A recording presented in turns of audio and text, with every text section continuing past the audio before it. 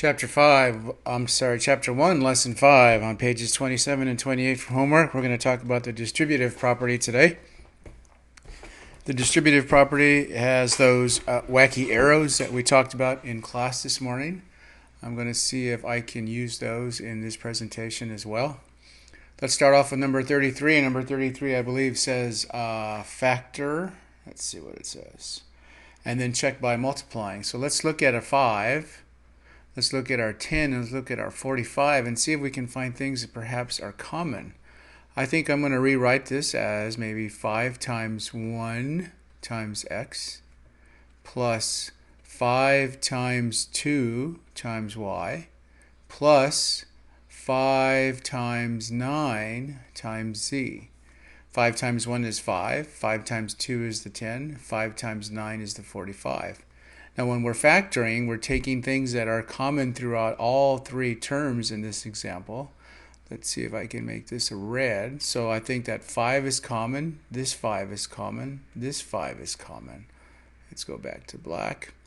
So what we can do is we can remove the 5 from inside. We're going to put our plus and our plus. And we're going to take the 5 and put it on the outside, leaving me with just a 1x left in the first term. If I take the 5 out of the second one, I am going to end up with 2y. And if I take the 5 out of the third one, I end up with 9z. So if we have this all completely factored, I think our answer turns out to be 5 times the quantity of x, same as 1x, plus 2y plus 9z. In the problem, it says make sure you check by multiplying. Let's flip this back to red. So we're going to use our wacky arrows, and we're going to distribute the 5 back inside. And let's multiply this out. 5 times x, I believe, is 5x. Plus 5 times 2y is 10y. Plus 5 times 9z is 45z. So let's check to see if that is indeed what we had when we started, and it sure looks that way. 5x plus 10y plus 45z. So our answer for this problem, all factored out, is 5x. Oops, sorry. Let's erase that.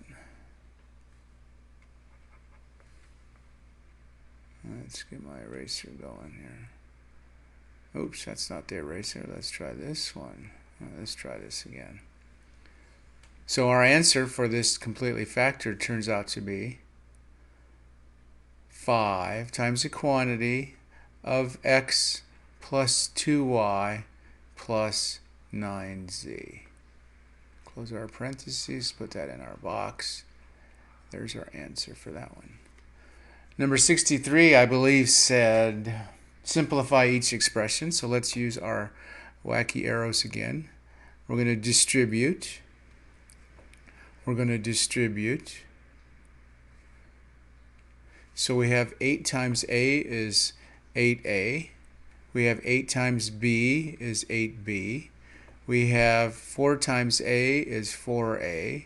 We have 4 times 2b. 4 times 2 is 8, times b is 8b. We can combine like terms. We can combine 8a and 4a. We can combine 8b and 8b. So I think when we're almost finished, we end up with 8a and 4a is 12a.